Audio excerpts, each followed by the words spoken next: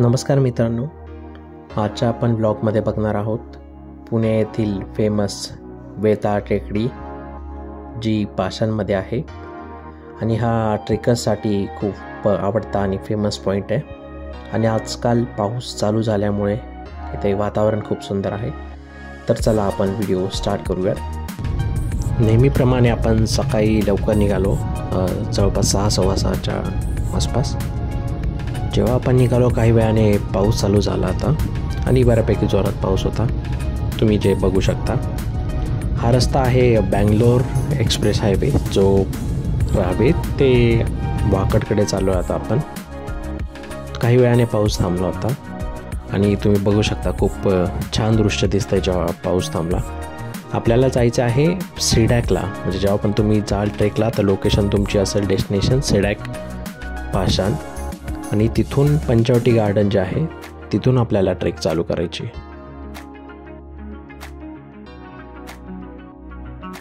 तर मित्रांनो, आता आपण पायथ्याशी पोचलेलो आहे. ही ब्ल्यू व्हाईटची बिल्डिंग बघताय तुम्ही, ही सिडॅक सेंटर आहे आणि त्याच्या तिथेच मोठा रोड आहे, तो वाय जंक्शन आहे ॲक्च्युली. आणि तिकडेच गाड्या तुम्ही तुमच्या पार्क करू शकता. आपली ही जी ट्रिप आहे ही 4 पॉईंटमध्ये कवर केली आहे. जिथं फर्स्ट पॉईंट बघताय तुम्ही तिथे पायथ्याशी पार्किंगजवळ. दुसरा पॉईंट एक तुम्हाला अबंडंट बिल्डिंग, जी 2 नंबरला आहे. त्याच्यानंतर आपला मोस्ट स्पेशल पॉईंट आहे वेताळ टेकडी क्वारी. आणि आपला शेवटचा पॉईंट असेल वेताळ देव मंदिर, जो की पंचवटी हिलकडून जाईल, त्याला मार्क केलेलं आहे.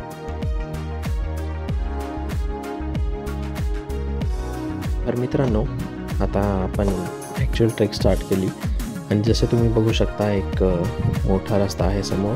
तो न जाता आम्ही एक शॉर्टकटने घेतलो, जिथे छोटी अशी पाऊलवाट होती. जसे जसे तुम्ही चढाल तर तुम्हाला वेगळ्या प्रकारचे झाडे पाहायला मिळतील. हे बघा, ही अशी वाट आहे जिथे तुम्हाला पावसामुळे काही झाडे पण पडलेले दिसतील.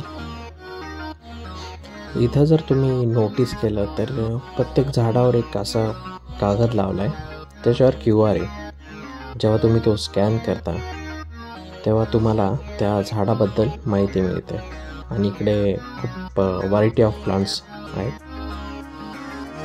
तर आम्ही पुढे जिथे डोंगरचा टेकडीचा जो सर्वात उंच भाग आहे तिकडे चाललो आहे. आता आपण पॉईंट नंबर 1 वरून निघालो आहोत, जो की मी मॅपमध्ये दाखवला होता.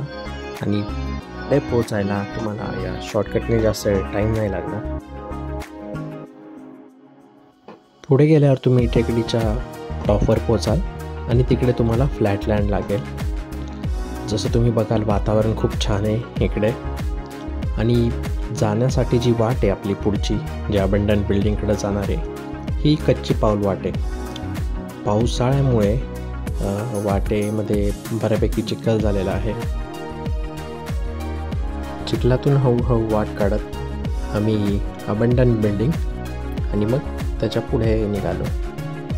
हे बघा, हे इकडे हायलाईट केल्याप्रमाणे अबंडंट बिल्डिंग इथे दिसेल तुम्हाला. नंतर पुढे सरळ गेल्यावर तुम्हाला असे हे गेट लागेल, वॉल कंपाऊंड. आणि जी सरळ जागा आहे ती जाते आपल्या वेताळ मंदिराकडे. आणि उजव्या हाताला जो रस्ता जातो तो जातो आपल्या क्वारीकडे. तर आपण उजव्या साईडला पळालो क्वारीकडे पहिल्यांदा. हा इकडचा बेस्ट स्पॉट आहे. इथे इमेजमध्ये मार्क केल्याप्रमाणे आपल्याला लांबूनच क्वारीवरून एक झेंडा दिसेल. तो वेताळ महाराज मंदिराचा झेंडा आहे. पावसामुळे तुम्ही बघू शकता खूप छान दृश्य आहे इथे. क्वारी पण पाण्याने भरलेली आहे. काही वेळ निसर्गाचा आनंद घेत आम्ही तिथेच घालवला आणि पुन्हा आम्ही निघालो वेताळ मंदिराकडे, आपल्या पुढच्या 3 नंबरच्या स्पॉटला.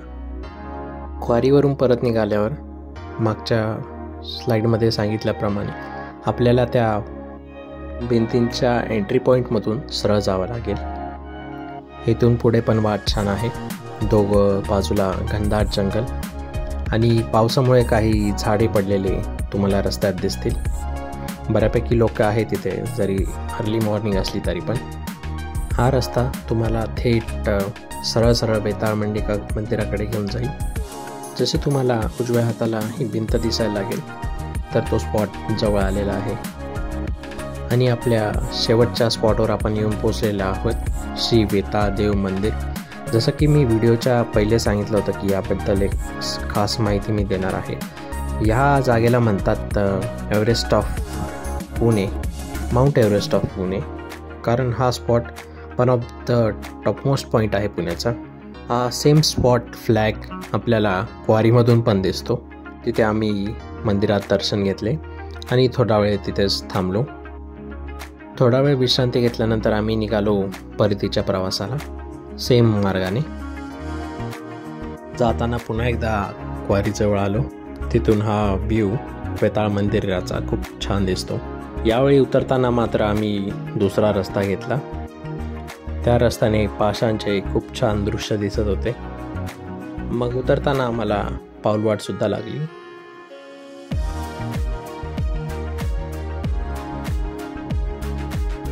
सो तुम्ही बघता की पावसामुळे बऱ्याच ठिकाणी चिखल झाला आणि पाऊलवाटेत पण चिखल आहे, त्याच्यामुळे उतरताना खास काळजी घ्यावी लागेल. गेल्यानंतर काही वेळात आम्हाला एक छोटेसे मंदिर सापडले जे मध्येच आहे पाऊलवाटेच्या. तर हे कोणते मंदिर आहे हे तुम्ही आम्हाला कमेंटमध्ये सांगू शकता. आणि त्यानंतर पुन्हा आम्ही पार्किंगकडे आलो खाली. तर इथेच आपली ट्रेक संपली आहे आणि पुढे आता घरी जायच्या प्रवासाला आम्ही निघालो आहोत.